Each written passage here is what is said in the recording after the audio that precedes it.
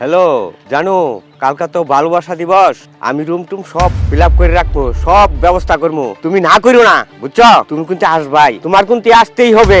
তুমি না করো না, বুঝছো? আমি সব ব্যবস্থা করতেছি। কি অবস্থা? আচ্ছা, তোমার সাথে পরে কথা কইতেছি। তুই আমার একটা উপকার করবি বন্ধু। কি উপকার? আমার একটা গার্লফ্রেন্ড আছে তো, কালকা ভালোবাসা দিবস না, তার হলে একটা মজা ফুর্তি করবো আর কি। তুই আমার একটা হোটেলে একটা রুম ভাড়া করে দিবি। কি বলবো তোরে, আমি আসলে বুঝতেছি না। তুই আমার কইতেছ তোর আমি হোটেল বুকিং দিয়ে দিতাম? এই বছর 14 ফেব্রুয়ারি আর সবরাত একদিনে পড়ছে। এই একটা পবিত্র দিনে তুই আমার একটা নোংরামি কাজ করবি আর তার জন্য আমি রুম বুকিং দিয়ে দিব? ছি, তুই আমার বন্ধু হয়ে এত একটা নিকৃষ্ট কাজ করতে পারোস, এটা আমি ভাবতে পারি না রে। ছি বন্ধু, ছি। তুই একটা মুসলমান ঘরের সন্তান হইয়া তুই এমন একটা পবিত্র দিনে এইসব নোংরামি কাজ করবি?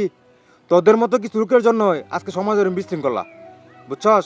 এখনো সময় আছে, এগুলা বাদ দিয়া তবা পর আল্লাহ একটা দোয়া চা, যা করছ ভুল করছস। আর কিসের এইসব দিন? আমাদের মুসলমানদের প্রত্যেকটা দিনই আমাদের জন্য পবিত্র দিন। 5 ওয়াক্ত নামাজ পড়বি। কি আন কি ঢুকাইছে দেখ, এই ভালোবাসা দিবস, এই বার্থডে, অমুক ডেট, এই যে ডে ডে, এগুলো কি আসলো? এখন এগুলো বাদ দিয়া আল্লাহ রাস্তায় ফিরে আয় দোস্ত। এত কষ্ট করে ভাও করলাম। আচ্ছা বন্ধু, এটা আসলে ঠিক না।